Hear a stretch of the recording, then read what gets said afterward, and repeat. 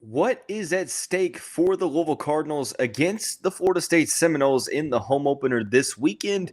We are going to answer that question while also identifying the key players to watch for both teams on today's episode of the Locked On Louisville podcast. Stay tuned. You are Locked On Louisville, your daily podcast on the Louisville Cardinals. Part of the Locked On Podcast Network, your team every day.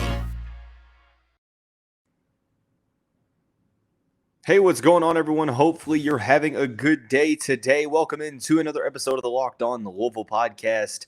I'm your host, Dalton Pence. I serve as a credentialed media member for Cardinal Sports Zone. I also do some PA announcing work for the university in various sports. I want to take this time, as always, to say thank you all for making us your first listen of the day. Just a reminder, the Locked On Louisville podcast is free on all streaming services, including YouTube and now WHAS 11 plus, 5 days a week, your team every day. I have started a weekly segment that I look to continue throughout the season called What's at Stake against insert opponent here. We will focus now on what is at stake for the Louisville Cardinals against Florida State in the home opener on Friday evening. And then the final two segments of the show, we will identify the key players to watch for both Louisville and for Florida State. So, like I mentioned, I did this segment in the Syracuse preparation week, and then also last week against Central Florida as well. I had another What's at Stake segment, and the reviews were pretty solid. I had people reach out and express how much they liked the segment, so I figured it would be a recurring segment. Assuming that Louisville has a game at the end of the week. Obviously, we won't have a What's at Stake segment in the bye week, but you get the gist of where I'm coming from. So, what is at stake for the Louisville Cardinals against the Florida State Seminoles? Well, to answer that question, you have to understand the gravity of this matchup for the Cardinals. Last week, I went on this show and I said for the record that I thought the Central Florida matchup was perhaps the most important game for the Louisville Cardinals in the Scott Satterfield era for a handful of reasons, kind of rivaling that game against Kentucky at the conclusion of last season. Now you're playing a Florida State team to where you can make that same statement. Mark Ennis and Andy Sweeney went on the news a couple days ago, and the two ESPN personalities, I think I could be wrong. I think they both agreed that this was the most important game in the Scott Satterfield era. And I don't like I said last week was my pick, but I also don't fault them for thinking this way. Like I think that there is a lot of merit behind that claim. There is a lot riding on this game. There's a lot of implications for the rest of the season. Obviously, winning this game or even losing this game doesn't necessarily mean that the team is going to win out or lose out or be successful past week 3 or not be successful past week 3. But there definitely is a lot going on, especially with Uncle Mo. Yes, that's right. Momentum is a big aspect of things in recruiting, in the fan base, in the program, on the field, whatever you may talk about. So, what is at stake? Well, frankly, simply put, there is a chance for Louisville to simply hit the reset button. And what I mean by that is obviously you don't overlook the week 1 loss to Syracuse, but now sitting at 2-1 after week 3, wins against Central Florida, wins against Florida State, but obviously assuming how good they look against Florida State, but a win is a win, you can kind of begin to accept that Syracuse loss and be like, it's not ideal, but we won the next 2 games, and then you have 3 favorable matchups with South Florida, Boston College, and Virginia, and then you have James Madison. So then there's the opportunity of, okay, you still may get 6 to 7 wins in the season, and that's obviously big time. So like I said, it's kind of like almost hitting a reset button. You're not forgetting the Syracuse loss, but it helps you cope a little bit more with it, right? It helps you accept it a little bit more, and you'll get the ability to move on. So to play the devil's advocate, a loss would kind of make things a little bit more interesting. I'm not saying the outcry would be as big as as big as it was after the loss to Syracuse, although it might depend on how much Louisville loses by, the manner in which they lose, how good they look in the loss, so on and so forth. There's a couple different variables and factors that play into that. But, let's say they lose by 7 to 14 points. The fan base is not going to be happy for sure, and there's going to be a lot of people that are going to be calling for Scott Satterfield's job. But I think that the outcry would not be as harsh as it was after losing by over 3 touchdowns to Syracuse. So ultimately, this is a instance to where there's more to gain than there is to lose. Obviously, if you lose, things get a little bit trickier. That means the margin of error slims down even more. Like, you have to handle business against South Florida. Like, there is no ifs, ands, or buts, and you probably have to beat both Boston College and Virginia. That would give you 4 wins, and then you have James Madison, and then hopefully, you can win one of NC State, Clemson, Wake Forest, Kentucky, and Pittsburgh, and that's going to be an uphill battle. I'm not suggesting that they go 0-5 against that group, but hey, I mean, if you're trying to find that 6th win, I'm not necessarily sure who you're looking at in terms of that discussion. So, like I said, there's a lot of implications in terms of winning and also losing as well. For Scott Satterfield, the win against Central Florida I wouldn't say it takes a little bit of the pressure off. It makes it to where, it's not a dire, you have to win this or your job is in jeopardy after week 3. I think that if he loses against Florida State, and I answered this in a mailbag question, I think if he loses against Florida State, he's keeping his job. I think that winning against Central Florida means that if you were to lose to Florida State, I'm not saying I agree with it, but I could see a certain portion of the fan base thinking, okay, well, they have 3 games against South Florida, Virginia, and Boston College in which they can kind of rebound, and they would be 4-2, which is what the Cardinals were through 6 games last year. So what's the big difference? Obviously, I don't agree necessarily with that point of view, because there is an urgency around this Florida State behind this matchup with Florida State. And also from the instance of just momentum throughout, I think that you start to gain the fan base back. If you beat Florida State in the home opener at Cardinal Stadium, there's going to be people there. It's a Friday night game. You have started to build the foundation to try to instill that hope in the fan base, that optimism. It's not all the way there yet. You've got to continue to win games, but it's still an instance where you're, okay, if you beat Florida State, there's a good chance you're going to get the majority of the fan base back, because you're going to be able to overlook that Syracuse loss. That doesn't mean that it's okay, and that doesn't mean that, we're accepting of that loss, but it means that you're like, okay, you're able to kind of move on, right? You're able to look at the season in a different light, restore hope, and try to meet those expectations that a lot of people put on this program in year 4 Scott Satterfield before the season, and not more so try to stumble to the expectations that a lot of people had adjusted their thoughts to after the week 1 loss. So obviously the team is going to have to play pretty solid, but you would assume that if Louisville comes into week 3, they beat Florida State at home, there's going to be some buzz around the program again, because you have some favorable matchups, and then there's the opportunity you may end up going 5-1. Obviously, you can't put the wagon in front of the horse, so to speak, because you still have to. My gosh, my nose itches for some reason. Because you still have to go out and you have to win the ball games. But I said if you can go in the first 6 games, if you can go 5-1, 6-0, that you're sitting in a pretty good spot. So, like I said, don't want to overlook it too much, but you get a lot of the fan base back. You build that buzz around the program back, and that helps with the recruiting as well.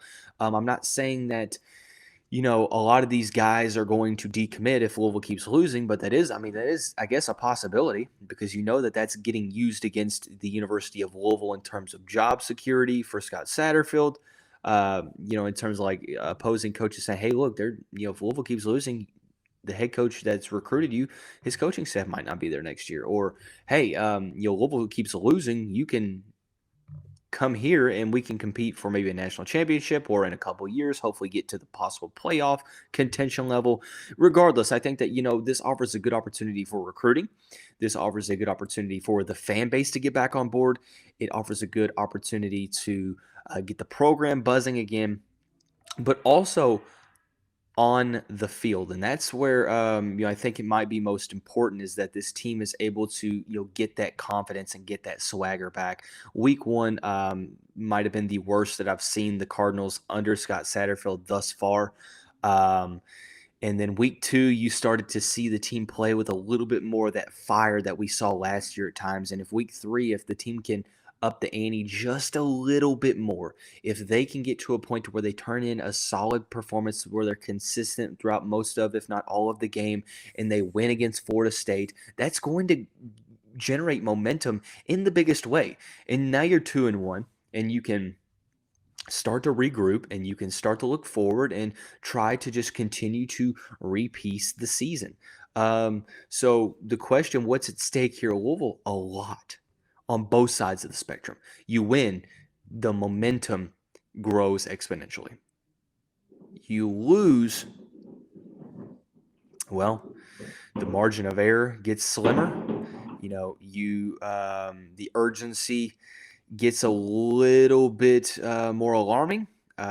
You lose a good portion of the fan base. You possibly have some recruiting downsides to that, although that might not be as severe as the fan base's backing and the season outlook. But you at least have to mention that as well. So a lot riding on this game, and I would not fault you if you believe that this indeed was the most important game of Scott Satterfield's tenure so far here as the head coach of Louisville. So let's take a little bit of a deeper look into the matchup. We'll talk about the players to watch, both for the Louisville Cardinals and for the Florida State Seminoles. In the second segment, we will talk about the Cardinals to watch for. Before we do that, we're going to talk about our friends over at BetOnline. BetOnline.net is your number one source for all of your pro and college football betting needs and sports info this season. Find all of the latest football league developments, game matchups, and news podcasts, including this year's week's games. BetOnline is also your continued source for all of your sporting wagering information, including live betting, esports, and scores. The fastest and easiest way to check in on all of your favorite sports and events, including MLB, MMA, boxing, and golf. Head to the website today or use your mobile device to learn more about the trends in action. BetOnline, where the game starts. So heading into discussing or identifying and discussing the players to watch for the Louisville Cardinals, it's going to be like last week, 2 players offensively, 2 players defensively. Offensively, we are focusing on Trevion Cooley and Ahmari Huggins-Bruce. Cooley hasn't seen, I'm not sure he's seen any action so far this season. He has not. He is the only running back of the 4 between Evans, Mitchell, Jordan, and Cooley to not receive a carry so far. I know that he has been battling injury according to the coaching staff, but Scott Satterfield said in his press conference on Tuesday that the team would utilize Cooley more against Florida State. He would see more reps, more snaps. So that leads me to believe, I think that this is a good opportunity here for a possible breakout game, and the Cardinals could use it. Florida State, a very solid defensive line. They're only allowing 116 rushing yards through the first 2 contests. Now, granted, those were against Duquesne and an LSU team with an offensive line that's still trying to figure things out. But I like Trevion Cooley in this matchup because of his ability to catch passes out of the backfield. And I think that recency bias kind of has taken away some of the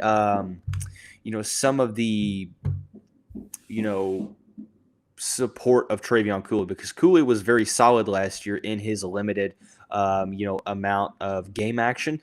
He got better as the season went on. I think that we kind of have forgotten just how good Trevion Cooley is and how good he can be in year 2. So I think that we could see some possible big-time plays from him, maybe as the backup to Tyon Evans. I'm not saying he's going to rush for over 100 yards, but I could definitely see him making some big-time plays because, like I said on the Locked On Seminoles podcast that will be published, I think today as well, or even maybe Thursday, one thing that makes Florida State so dangerous is that they have four very capable ball carriers, and Louisville is the same way, and that advantage kind of shifts over for Louisville as well because of that, lack of predictability, the different amounts of the different skill sets that the four running backs have. And I think Trevion Cooley might have maybe the most balanced skill set when it comes to being a receiver out of the backfield and a pure running back. So Trevion Cooley is the first offensive player to focus on. The second is Ahmari Huggins-Bruce. Huggins-Bruce has been kind of limited in his action. Not many targets, only 4 receptions for 99 yards through the first 2 games, averaging nearly 25 yards per reception. Whenever he has touched the ball, it has been big-time news, a big-time play for the University of Louisville. So I think that, this is a perfect game, playing against a solid defensive line, to get the ball out early to Ahmari Huggins-Bruce out in the flat and give him space to operate with. It's time to start utilizing him more in the passing game. I know that, the first game against Syracuse was a little all over the place, and Louisville's offense can never get going. Last week I was able to get into a little bit more of a rhythm, but still a lot of work to focus on. I think that Ahmari Huggins-Bruce, allowing him to kind of go off in this game would be huge, and would be a testimony to how good this Louisville offense can be. But you have to get him the ball. You have to look his way. I like the fact that at times they're trying to do some end arounds with him. I would like to see him get the ball more in like wide receiver screens or even slants. But I mean, you see it when he touches the ball, when he gets targets. He's turning it in for about 25 yards a catch, and a lot of it's catch and run situations. So. I think that it should be a priority to get him the ball in this game, along with Marshawn Ford. But Ahmari Huggins-Bruce definitely can take this Louisville offense to a different dynamic and different level. So defensively, 2 players, Dez Tell and Jarvis Brownlee Jr. The injury to Jermaine Lole makes this production at the defensive line spot on the interior that much more critical. Florida State, the number 1 rushing attack in the ACC, averaging 269 yards on the ground. Obviously, statistics may be a little skewed based upon the 2 teams that they play, but still very solid. So Dez Tell is going to be relied upon a good amount in the rushing attack, or defending it, therefore. Also trying to create some pressure on the interior that allows and frees up Yaya Diaby and Ashton Gelati on the outside, along with Yasir Abdullah too.